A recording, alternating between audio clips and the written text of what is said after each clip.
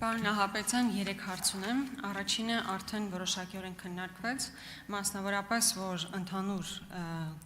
գործերը, որոնք որ ավարտին են հասվել 890-ը, միայն այսինքն 617-ը կարճվել է, հարուցած քրեական վարույթներ, որ քննվել են, 617-ը կարճվել է, այսինքն բացարձակ մեծամասնությունը հարուցած վարույթների կարճվել է,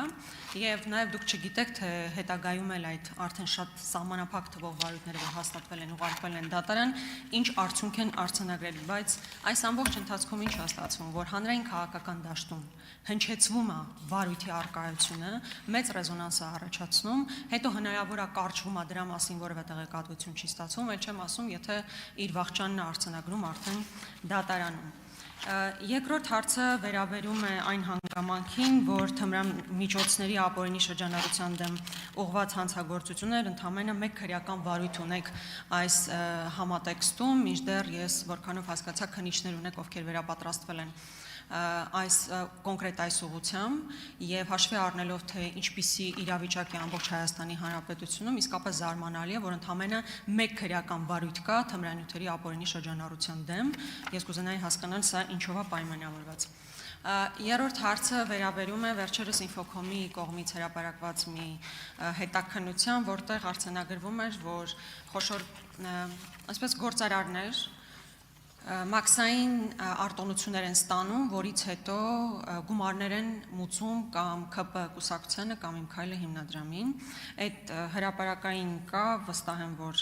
տեսել եք, ուզում եմ հասկանալ ինչ վերաբերմունք ունեք այս քննության մասով եւ արդյոք որևէ վարույթ հարուցվել է տվյալ հետաքննության առնչվող։ Շնորհակալ եմ, Տիկին Գրիգորյան, կարճված վարույթների մասով հարցադրմանը պատասխանեմ, նախ ասեմ, որ այս մասով առանցին հաղորդման մեջ մաս է հատկացված եւ հստակ նշված է, թե կարճված վարույթներից քանիսն են կարճվել արտարացման հիմքերով եւ քանիսն են կարճվել ոչ արտարացման հիմքերով, քանի որ մենք ունենք օրենսդրության բազմաթիվ իրավական հնարավորությունները, երբ որ նախաքննության ընթացքում հիմնավորվում է անձի կատարած հանցանքը, բայց ինչ-ինչ պատճառներով, օրինակ վաղեմիջյան ժամկետները անցնելու կամ գործուն զղջալու կամ այլ իրավական մեխանիզմների շնորհիվ վարույթն իրականացնող մարմինը իր հայեցողական կամ ոչ հայեցողական լիազորությունների տիրույթում որոշում է, որ քրեական վարույթը պետք է կարճվի։ Այսինքն ունենում ենք հաստատված հանցագործության դեպք, բայց այդ դեպքով օրենսդրական համապատասխան հիմնավորումների արդյունքում գործը դատարան չի ուղարկվում եւ այս մասով առանձին վիճակագրություն է նշվել եւ վստահեցնում եմ, որ կարճված վարույթների մեծ մասը կարճվել են հենց ոչ արտարացման հիմքերով։ Հաջորդը անդրադառնալով թմրամիջոցների քննության հետ կապված ձեր հարցադրմանը, պատասխանեմ, որ հակակոռուպցիոն կոմիտեն չի զբաղվում թմրամիջոցների վերաբերյալ դեպքերի նախաքննությամբ եւ հակակոռուպցիոն կոմիտեն իրականացնում է բացառապես կոռուպցիոն հանցագործությունների վերաբերյալ նախաքննություն, հնարավոր է սուբյեկտով կամ այլ հանգամանքով պայմանավորված մեկ քրեական վարույթ, ես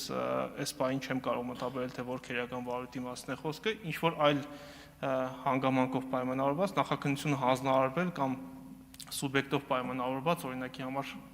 այլ կառույցի աշխատակցի պաշտոնատար անձի մասով հանձնարարվել է հակակոռուպցիոն կոմիտեին եւ միայն այդ մի վարույթն է եղել։ Ինչ վերաբերում է վերապատրաստումներին, ապա վերապատրաստումները իրականացվել են ոչ թե թմրամիջոցների մասով, այլ թմրամիջոցների նաեւ զուգահեռ փողերի լվացման հանցագործությունների քննության մասով։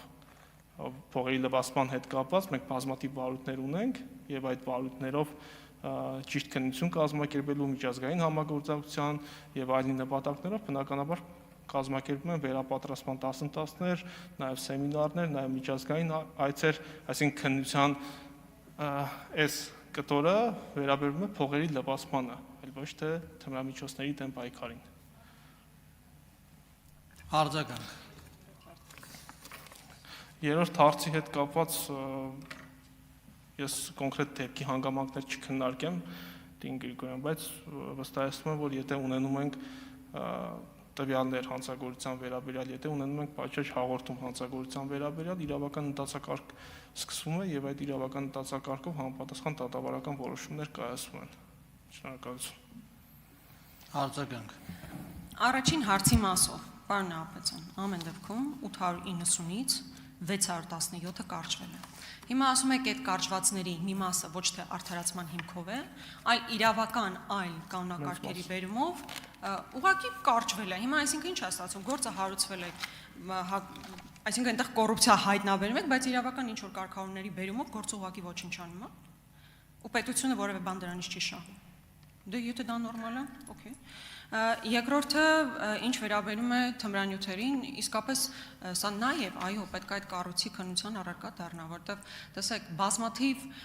նաև մամուլում հրապարակումներ կան հազարավոր, այսպես կոչված նարկոշոփերի առկայության մասով։ Հենց այնպես օթից այդ ամեն ինչը ձևավորվում է, պարզ է, չէ՞ որ վստահաբար կան մարդիկ, ովքեր զբաղվում են այդ հարցով, եւ այդ փաստի հիման վրա, այո, գործերը պետք է հարուցեն, համենայն դեպս կոնկրետ թմրանյութերի դեմ պայքարի մասով գոնե մեկ քննություն դուք եք արձանագրել ձեր զեկույցում։ Երրորդը, պարոն Նահապետյան, ես անկեղծ ասած չէի ակնկալում, որ դուք ընդհանրական ձևակերպումներ պետք է տաք, որ եթե լինի դեպքը մենք կքննենք եւ այլն, եթե լինի ով չի, ես ասում եմ կոնկրետ ինֆոկոմը քննություն է իրականացրել։ Եթե չեք տեսել այդ քննությունը, ես կարող եմ ձեզ փոխանցել, հույս ունենալով, որ հետագայում կարձագանքեք։ Շատ լավ, վերջի դեպքի մասին, որ խնդրեմ կփոխանցեք, այդ մասով մենք կարձագանքենք։ Թմրամիջոցների հետ կապված ես տեղյակ եմ, որ հազարավոր հավանաբար գործեր կան քննչական կոմիտեում քննվող, ես ասացի ինչ պատճառով է հակակոռուպցիոն կոմիտեում մեկ քրեական վարույթ քննվել, քանի որ դա հակակոռուպցիոն կոմիտեի ենթակայությանը վերապահված քրեական վարույթ չի հանդիսանում, թմրամիջոցների հետ կապված վարույթները, կարճված վարույթների հետ կապված Տիկին Գրիգորյան, ոչ թե կարճված վարույթները ուղղակի ոչնչացում են եւ դրանից պետությունը ոչ մի բան չի շահում, այլ ճիշտ հակառակը։ Եվ մենք ունենք հստակ օրենսդրական հիմքեր, ես նշեցի այդ հիմքերից մի քանիսը վաղեմության ժամկետներն են անցել, այսինքն ոչ արդարացնող հիմքեր կամ ընդունվել է օրինակի համար համաներման ակտ ժամանակին, այդ հիմքերի ուժով վարույթ իրականացնող մարմինը զրկված է, որպեսզի մեղադրական եզրակացությամբ գործը ուղարկվի դատարան։ Այն դեպքում, երբ որ անձը համաձայնվում է, ասում է իմ նկատմամբ ոչ արդարացման հիմքով որոշում կայացնեք։ Մենք այդ որոշումը կայացնելուց հետո ունենում ենք այլ իրավական ընթացակարգեր, օրինակի համար, եթե ունենք ապօրինի օտարված հողամաս, գույք եւ այլն, դա